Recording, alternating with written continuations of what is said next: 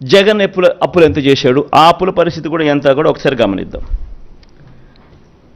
ఒకసారి గమనించినట్లయితే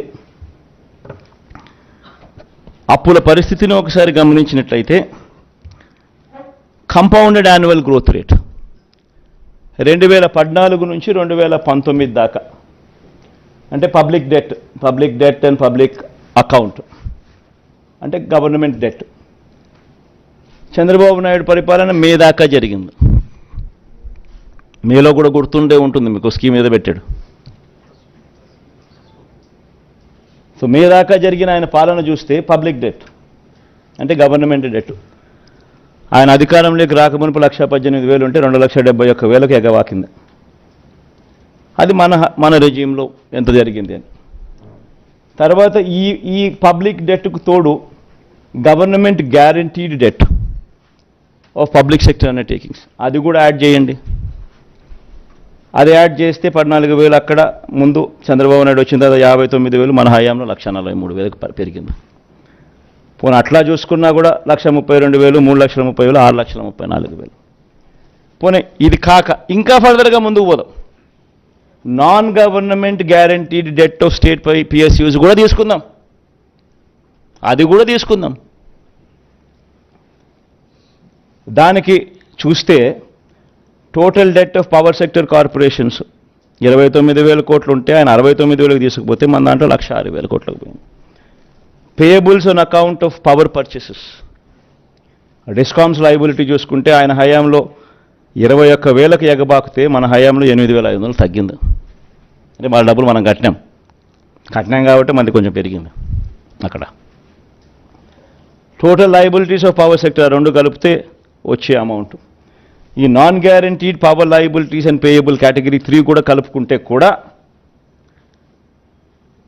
ఆయన హయాంలో 81,000కి ఎగబాకితే మన హయాంలో మనం కట్టాం కాబట్టి తగ్గి 69,000కి తగ్గింది. మొత్తంగా total state government liabilities and non guaranteed PSU liabilities కూడా కలుపుకుంటే కూడా ఎంత మన లయబిలిటీస్ ఉన్నాయని చెప్పి చూస్తే చంద్రబాబు నాయుడు హయాంలో 4,53,000 కోట్లు కాస్త 4,12,288 కోట్లకు ఎగబాకితే మన హయాంలో అది 7,03,000 కోట్లకు ఎగబాకింది. కంపౌండెడ్ యాన్యువల్ గ్రోత్ రేట్ రెండు పీరియడ్లలో కూడా చూస్తే గ్రోత్ రేట్ ఆఫ్ డెట్ చూస్తే ఆయన హయాంలో 21.87% ఎగబాకితే మన హయాంలో మన 5 ఏళ్లలో కేవలం 12.13% మాత్రమే. మరి ఫైనాన్షియల్ డిసిప్లిన్ ఎవరికి ఉంది? ఇంకా 2-3 స్లైడ్లు చూద్దామా? ఇంకొక స్లైడ్ కూడా చూద్దాం. ఇంకొక స్లైడ్ ఏమిటి అని అంటే క్యాపిటల్ ఎక్స్పెండిచర్. ఎప్పుడైనా చంద్రబాబు ఏమంటాడు, నేను స్కీములకు పెట్టలేదు, నేను క్యాపిటల్ ఎక్స్పెండిచర్కి పెట్టినాను, అందుకనే నా దాంట్లో ఎక్కువ, అందుకే నేను చేయలేకపోయాను, ఇంకో మాట మాట్లాడతాడు. పోనీ అక్కడ చూద్దాం క్యాపిటల్ ఎక్స్పెండిచర్ ఎవరి హయాంలో ఎంత జరిగింది, ఎవడి హయాంలో నాడు నేడు జరిగాయి, ఎవడి హయాంలో హాస్పిటల్ బాగుపడ్డాయి, ఎవడి హయాంలో స్కూళ్ళు బాగుపడ్డాయి, ఎవడి హయాంలో క్యాపిటల్ ఎక్స్పెండిచర్ జరిగింది.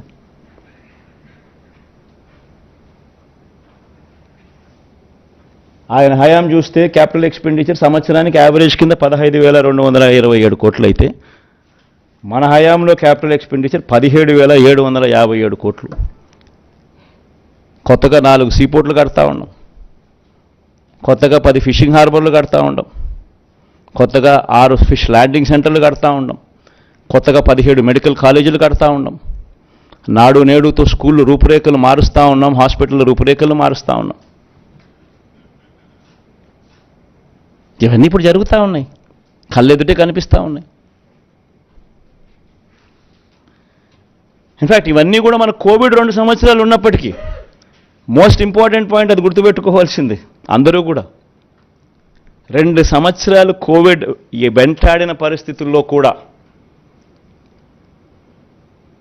రాష్ట్ర ఆదాయాలు తగ్గిన పరిస్థితుల్లో కూడా జగన్ పర్ఫార్మెన్స్ ఇది, చంద్రబాబు పర్ఫార్మెన్స్ అది. పోనీ ఇంకొక సైడ్ కూడా ముందుకు పోదామా? ఇంకొకది మన share of GSDP in GDP of the country.